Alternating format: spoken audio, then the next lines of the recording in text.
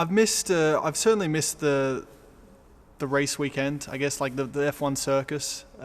You got to the end of last season, and I was like, I'm done with this for a while. Give me a holiday. But now we're coming up to the start of the year, and I'm hungry for that again. So everyone's been posting videos, photos of their training in the off season. But yeah, let's do the talking on the track now, and see what happens.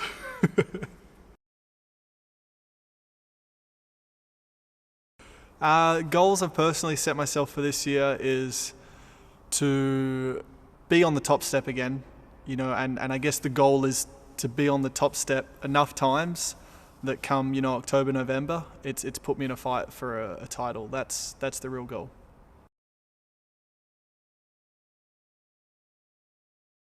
Sure, there's going to be some things different, with us as drivers. We're going to, the car's going to feel a lot different, I think, and more physical, but as a show, as far as the racing goes, if it's going to be closer, more intense, to be seen in a few months, I guess.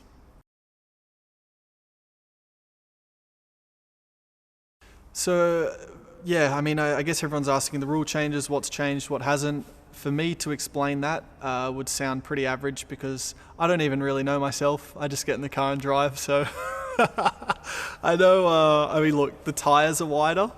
Visually that's an obvious one that I think a lot of people will pick up, so that's both front and rear tyres are significantly wider, and that's to give us a bit more what we call mechanical grip.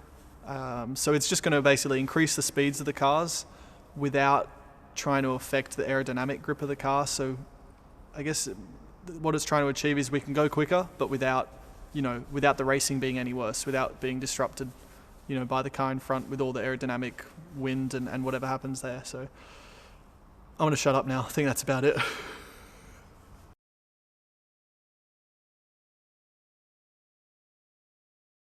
I think the cars will be harder to drive probably on two sides. On a physical side, we're going to go faster, so it's going to take more energy from us, and I think more strength. We've been given a little bit of room to put on some weight over the off season, I think all of us. So it's to put on a little bit of muscle to withstand the high G forces that we're going to have. So that's where that kind of fits in. And I think if we're lapping at a quicker pace, then things are coming at you faster. The corners, obviously the faster you go, the quicker corners approach you. And even with racing, if you're racing another car, you might have to respond or react quicker and be more responsive. So I think from that side as well, it could be more difficult, more challenging.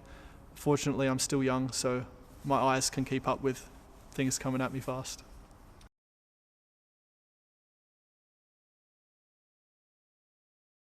From what I've seen so far, I think the cars are going to look cool this year. I've seen some early images of the RB13, and first impression was it looks quite beautiful. Definitely looks sleek, and they look, how do I say? They look like the fastest cars in the world kind of thing. So that was the impression I got.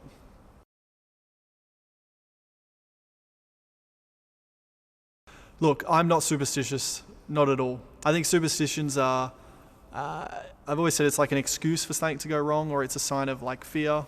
So never been into it. So I'm happy that the team have stuck to the general trend and gone with 13 comes after 12.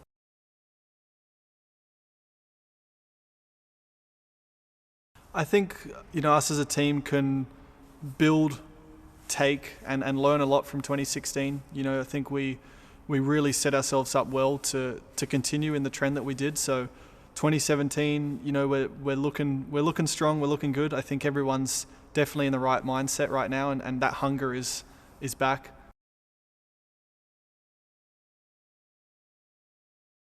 I think it's very positive having a strong teammate. Personally, I've always loved, having someone I can really challenge myself to, and you always want to beat your teammate. So, it's nice having someone you can maybe beat easily, but I think you can learn and grow a lot more with someone who's a top shelf driver. So, I feel that the team has that with myself and Max, and we recognise that as a pair, and I think it showed last year. We pushed each other a lot, and that was good for both of us. And this year, it's going to. I hope it continues to grow like that, and we can really establish ourselves as two top drivers. getting into the car next week, it's like, it's an anxious time because you're like, I really hope this car is quick, and you kind of know, you feel it already after a few laps. But yeah, personally what you want to achieve, I think the first thing is, as a team's point of view, reliability. For me, to at least physically put myself under a bit of the stress and know what to prepare come Melbourne. Yeah, just get that kind of camaraderie set so that we know after testing we're going to Melbourne as a unit and we're all there for the same goal. Going to Melbourne, Australia for the first race, it's kind of a double hit in terms of everyone's excited and anxious for the start of the year, but I get, another load of that because it's my home race, it's the first race, and it's like they're all not sure how it's going to go as well, so they're all like hoping, are you going to win? Are you going to be the first Australian to win here and this and that? And so it's like, sure, there's a bit of pressure, don't get me wrong, but it's positive. It's all positive pressure and everyone's excited for me, and definitely I feel they're supporting me. So, from that point of view, I'm just like, this is great. Sure, it's full on, but they're all with me, so let's go and have fun with it and try and give them a reason to celebrate on Sunday.